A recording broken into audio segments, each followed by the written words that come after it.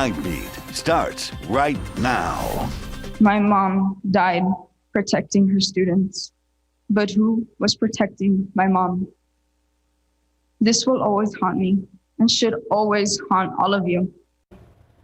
The families left behind in the Uvalde school shooting now confronting leadership. Tonight, we are also learning new details on the response that day. Plus.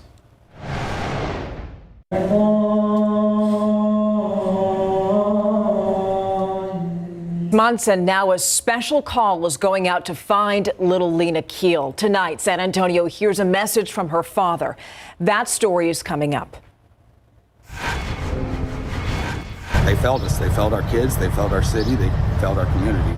But we begin in Uvalde, where parents are pushing through heartache, and we learn new details into the police response. Parents want to make sure that students are protected, and they want people to be held accountable. Yeah, that push comes as the Texas House Committee holds another hearing on its investigation into the Uvalde school shooting. And tonight, a new surveillance image from inside the school is raising even more questions. Take a look. The Austin American-Statesman shared this image tonight on CNN. It shows law enforcement in a hallway with rifles and a ballistic shield at 11:52 a.m. That was 19 minutes after the gunman entered two classrooms and opened fire. But police did not go into those classrooms for another hour. The Statesman also reports 11 officers entered the school within 3 minutes of the shooter. Of course, we expect to learn even more about the law enforcement response in tomorrow's hearing. During today's hearing, one man who lost a loved one in the shooting says that police failed his family. I think in this case, it was just negligence. Who waits 77 minutes outside? Who does that? Because I guarantee if it was their children, they would have ran in. And that's just all there is to it. Today, parents also made their concerns known to the Uvalde CISD School Board. They called for several changes, including improvements to school security. There was also a call to hold people accountable, including School District Police Chief Pete Arredondo.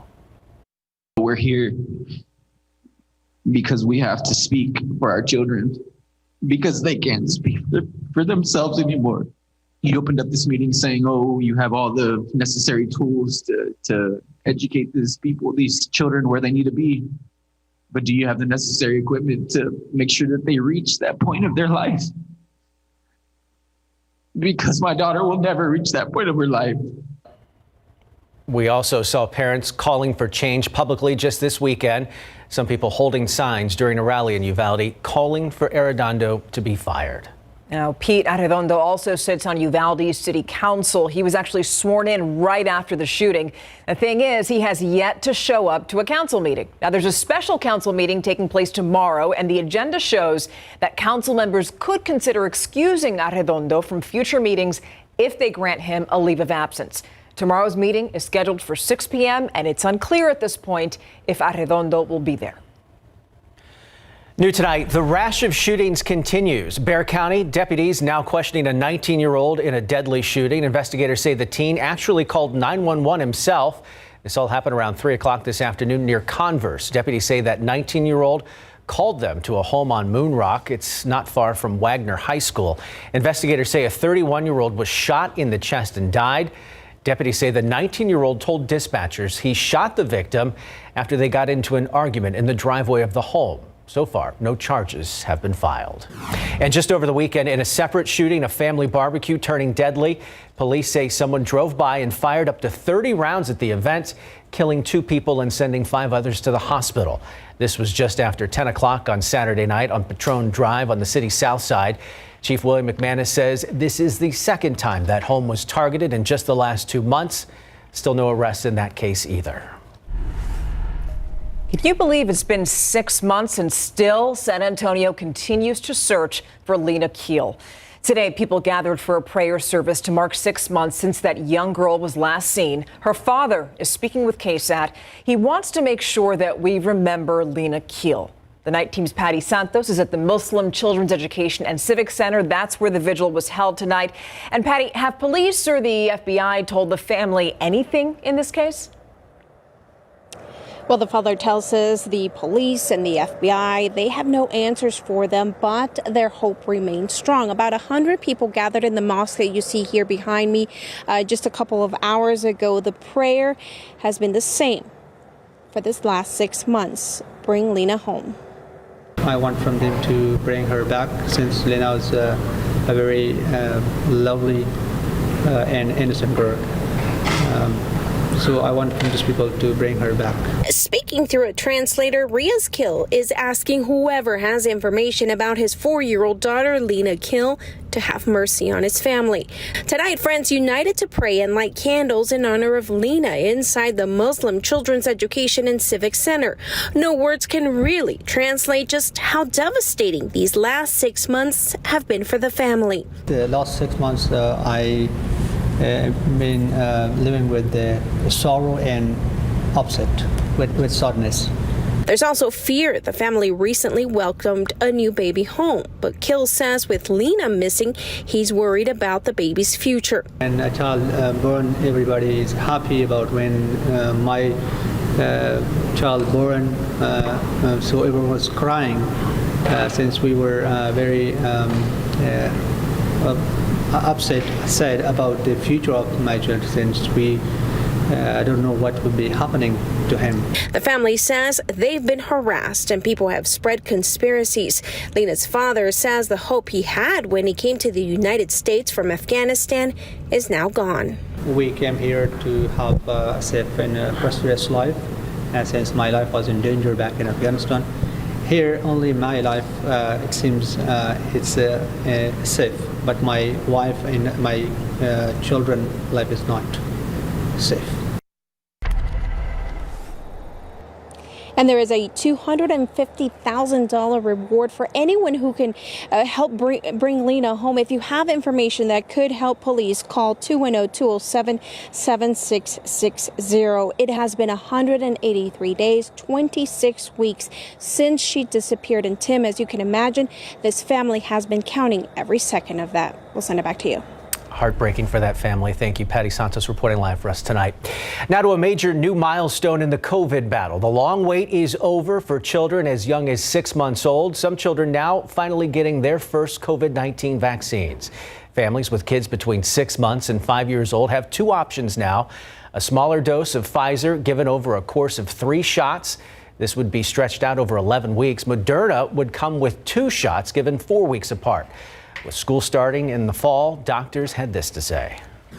I would say to do it now, because remember, it takes a little while to get both doses or all 3 doses, depending on which one you take in. It takes a little while to build up immunity. So if you're thinking about getting your child fully protected, maximally protected before the fall, starting sooner rather than later is a good idea. Children are less likely to get severely ill from COVID, but some are still getting sick. Doctors point out that tens of thousands of kids were hospitalized during the pandemic. And now for a look at your headlines in your Nightbeat News Flash. A popular tourist destination turned into the scene of a death investigation. A man's body was pulled from the Riverwalk just after 3 o'clock this morning. Now, San Antonio police say that someone passing by noticed the body was face down in the river. That was near Commerce and St. Mary Street. Officers didn't find any signs of trauma on the man's body. At this point, we don't know his name or age. Police are also searching for the person who shot at a woman outside of a Southside bar. And amazingly, that woman drove away with only a graze to her hand. She told police that a masked man in all black shot at her. Happened around 3 this morning in the parking lot of R&J Saloon on South Flores Street. She drove away, called for help. Police say they found several bullet holes in her car. This drought is really no joke. In fact, we're seeing a first since 2015. And tomorrow, the city of New Braunfels is going to begin stage 3 watering restrictions. So that means that New Braunfels utility customers can only water 1 day every other week. Now, your day is determined by the last digit of your street address. And in case you were wondering, San Antonio Water System customers or SAWS customers remain in stage 2 watering restrictions. And that's a look at your Nightbeat News Flash. And we really weren't the only ones dealing with the heat today. We'll take a look at the map and see how hot it got in some surprising locations. But more record challenging heat is on the way this week. And actually a weak cold front is in the forecast. Don't anticipate a huge temperature drop. However, it does give us a shot at some rainfall. We'll talk about when and what the chances are in just a bit. Thanks, Adam. Plus, high temperatures proving deadly for a 5-year-old boy here in Texas. Investigators sharing what that child's mother is telling them. That's coming up. Also, as we reel from gas prices, the Biden administration now considering a plan to ease that pain. Okay, it's talking about a gas tax holiday. We'll discuss how much it could save you. It's next on the Nightbeat.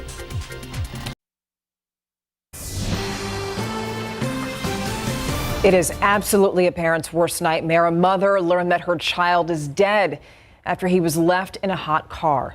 Investigators say the 5-year-old boy was left in that black car that you see on your screen. This was in Harris County. They think that he was inside that car for 2 to 3 hours as his mother and sister rushed into the home to prepare for a girl's birthday party. Investigators say the boy was still strapped in his seat when they found him.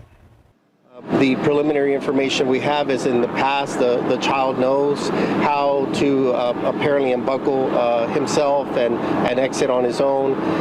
She assumed, I suppose, that he was doing the same thing today. Awful. The mother says that she realized where her son was when she called out to him, but never got a response. Investigators haven't yet said whether that mother is going to face charges.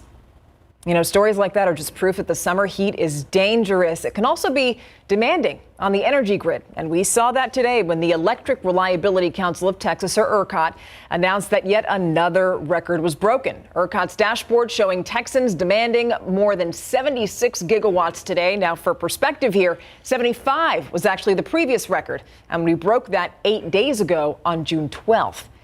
Still, CPS is saying we're in good shape, but it's also encouraging us to avoid using large appliances between 2 p.m. and 7 p.m. Now to a major move that could lower the skyrocketing prices at the gas pump. San Antonio is currently seeing the average price of gas at $4.63 a gallon. AAA says that's an increase of about $2 since last year. And now the Biden administration is looking into the possibility of easing the pain at the pump. As the pain at the pump grows, the White House is considering a gas tax holiday. That's what I'm considering. President Joe Biden says he's close to making a decision on whether to support a temporary break from the federal gas tax. A pause would lower the cost per gallon by more than 18 cents, but it requires action by Congress. Also on Monday, the Biden administration says it's looking into gas rebate cards. It's one step in the right direction. There are other things that the president could do as well. It all comes as the Federal Reserve takes drastic action to tame historic inflation. But experts say more needs to be done to help ease the financial burden on U.S. consumers. Former Labor Secretary Robert Reich says taxing windfall profits from oil companies could help. These companies are enjoying record profits right now. Why should they be raising their prices? Why not have a windfall profits tax? Use the money to eliminate gas taxes on both the federal and at the state level. Just as a busy summer travel season gets underway, consumers are facing skyrocketing prices at the gas pump. On Monday, the national average price for a gallon of gas was $4.98. That's a few cents lower than last week's record of $5.01. A year ago, the average was just $3.07. Meanwhile, the Biden administration is working to lower fears that the U.S. economy is heading towards a recession. A recession is not inevitable. The president really wants to have a steady and stable recovery. Those high gas prices impacting several things, including spending. Just a few weeks ago, some of you in San Antonio shared you were cutting out summer trips because of high gas prices. And with inflation, we already saw a dip in retail sales for the first time this year. Experts say airfare bookings are also down slightly.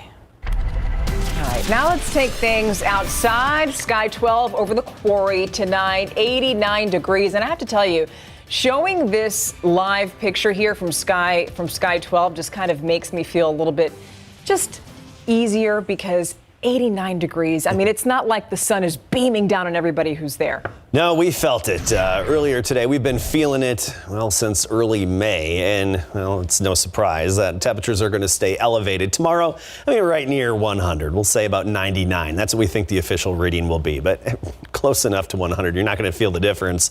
100 even on Wednesday, Thursday, and Friday. We get back up above 100, about 101, 102. And that would tie the record on Friday of 102. Today, We topped out at 100 degrees even. That's 7 degrees above average and just 3 degrees shy of the record today. We even made it to 103 in Pleasanton, 102 Hondo, Cotulla, the hot spot around here, 105. But check this out. We weren't the only ones feeling the heat today. The heat high is building up to the Canadian border, bringing well above average temperatures, even some record-breaking highs in parts of the Northland and upper Midwest. I mean, North Platte, Nebraska, 101. They were warmer than us here officially in San Antonio. Even Minneapolis, 101, warmer than us. Chicago got up to 95, well above average throughout the midsection of the country. But do notice in the Pacific Northwest and parts of the northwestern U.S., even northeastern U.S., some below average temperatures. That's where we have a dip in the upper level flow that pulls some of the cooler air southward, and within that dip, that trough, that's where we have some action, some showers and storms as well. Heat high, it's parked right over Memphis, so it's just off to the east of us, and it is monsoon season in West Texas and parts of the desert Southwest, so we did see that moisture translate into some showers in parts of West Texas and even drought-stricken New Mexico. So it's good to see some rainfall, at least for some locations that need it. And typically it's the time of year when they start to get it. Our 10% chance, it happened, barely, but it happened. We had a few drops around downtown even earlier today. A few pockets of San Antonio got a few quick little drops, and that's about it. And out near Hallettsville, we had a brief downpour. Tomorrow, pretty much the same chance. 10% chance of that rogue pop-up afternoon thunder shower, especially closer to the Gulf Coast. Insignificant if you are even fortunate enough to see it, not adding up to much, if anything. Then by early next week, on Monday, 20% chance. That's with the weak cool front that's going to move in. And I think throughout the first few days of next week, Monday, Tuesday, maybe into Wednesday, we could actually have some rain chances back in the picture, about 20 to 30% for now. But of course, a lot can change between now and then. So we'll keep you updated and check back in. 91 officially at the airport now. Dew point is 64, feels like 92. Southeast wind at 20 miles per hour. So we're feeling that breeze coming off the Gulf of Mexico. It's going to make it mighty sticky tonight and first thing in the morning. Del Rio now 94, Cotulla 92, Hondo 91, Kerrville and most of the hill country in the 80s at this hour. Comfort 85 degrees, Bulverde even at 88 and Converse 89. So tomorrow we'll start the day at 76 degrees, mid 70s at 7 a.m. Then by the noon hour, we're up to 91 degrees already, partly cloudy, high temperature of 99 by 4 and even 5 p.m. So right near 100 again, and that 10% chance of that random pop-up shower here and there. I do think we'll be a little above 100 farther south of Highway 90. We're talking Pleasanton about 101. And for the most part, the south side of San Antonio about an even 100. But you get farther north, Bulverde 96, Comfort 97, and into the hill country, we should be just below 100. But record challenging toward the end of the week, 102 Friday through the weekend. And hey, Monday with that weak little cold front. Yeah. 97? Just 97. Yeah, wow. it's an improvement. All right, chilly. Kind of. So, Greg, the Spurs have a new partnership. Well, they made a press release today that said they have a major announcement regarding a partnership tomorrow, and everybody just assumed it was the naming rights to the AT&T Center, which is going to come eventually, but that's not the case this time around. When we come back, we'll let you know what it's all about and let the celebration continue for the Golden State Warriors coming up.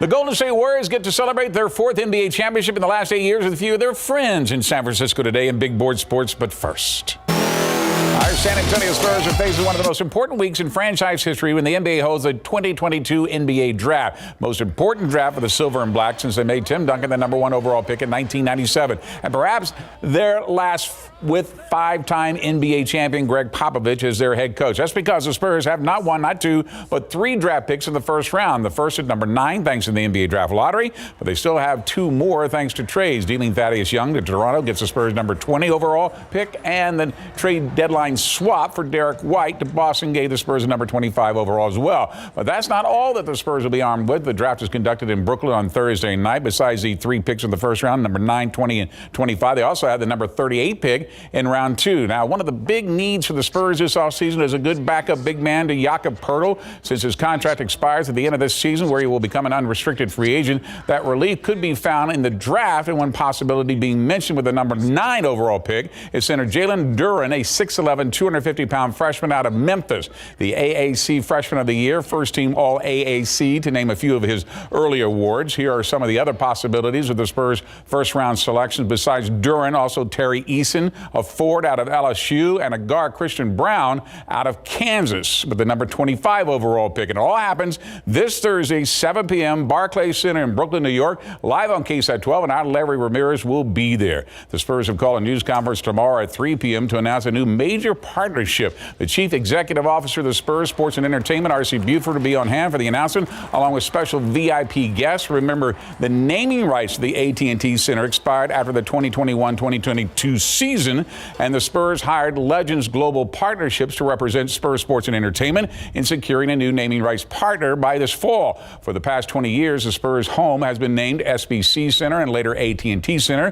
where their headquarters were located right here in San Antonio. That partnership paid the Spurs $40 million over 20 years. But at least one source tells us this is not that announcement tomorrow. Instead, it's a new uniform sponsor. Give it up for your 2022 World Champion Golden State Warriors. Thousands of Warrior fans lined the streets of San Francisco today to throw a victory parade for the Golden State Warriors as after they beat the Boston Celtics 4-2 to win their 4th NBA title in the last 8 years. Players such as Klay Thompson, Steph Curry, Andrew Wiggins decided to lead the parade at times and dance and mingle with the fans along the way, even spraying fans with champagne among the blue and gold confetti. Curry was not shy about brandishing his 3 other rings on a necklace before being awarded his 4th to go along with his first ever Finals MVP. Now that the Aggies have entered the Longhorn season of the College World Series, what's next? Coming up. The fighting Texas Aggies have been able to contain and continue their magical baseball season by bouncing back from their 13-8 loss to OU last Friday to eliminate their in-state rivals, the Texas Longhorns, 10-2 on Sunday. Now they have to go up against another Cinderella story here, the College World Series, Notre Dame. In that win over UT, Jordan Thompson out of Bernie Champion was one of the heroes, going 2 for 2 with a double and 2 RBI. In fact, Thompson in 7 tournament games has been hitting .348 with on-base percentage of .516 to go along with his .826 slugging percentage for 2 doubles, 3 home runs, 11 RBI. So what has he done to be so effective in the postseason? Personally, I don't think I'd change anything. I just think I've been putting together great at-bats, I feel like, all year, and it's finally starting to pay off. All my hits right at people and stuff like that, and they're all finally starting to drop for me. Let's see if that can continue for Jordan tomorrow. Batter up is set for 1 p.m. San Antonio's own Jesse Bam Rodriguez will get to defend his world title this Saturday night in front of his hometown fans before a national TV audience on DAZN, broadcasting live from the Alamo City from a brand new venue, the Techport Center and Arena. Rodriguez held a private workout today before putting his WBC Super Flyweight world title on the line against Circuset Sor Rungvisai from Thailand, who is 55-1 with 43 knockouts. Right when I landed, it felt like that feeling of being back home, it hits like no other. So I'm happy to be here, and I'm more than ready to perform in front of my home crowd. This fight is special not only because it's here in my hometown, but I'm defending my title for the first time, and to do it in San Antonio, it gets no better than that. So there will be a public workout Wednesday at 5 p.m. at the Tobin Center. Then Thursday at 1, there will be a press conference at the Hyatt Riverwalk. And then finally on Friday, we got the weigh-in back at the Tobin Center at 1 p.m. But I'm very excited to see this new venue host a boxing event because I haven't seen one there. I've covered many boxing events all over the city, but this will be the first in that Port Tech Center. I'm really looking forward to it. Should be cool. Thanks, Greg. Yeah. We're back in 2 minutes. Back up near 100 tomorrow. I think around Helotes about 97, Lake Hills 99, downtown San Antonio, and a good portion of the city 100 up toward Timberwood Park, about 97 though. Up above 100 Friday, that's 102. That'll be the case through the weekend. Aye. All right, thank you. That does it for the Night Beat. Good morning. San Antonio starts at 4:30.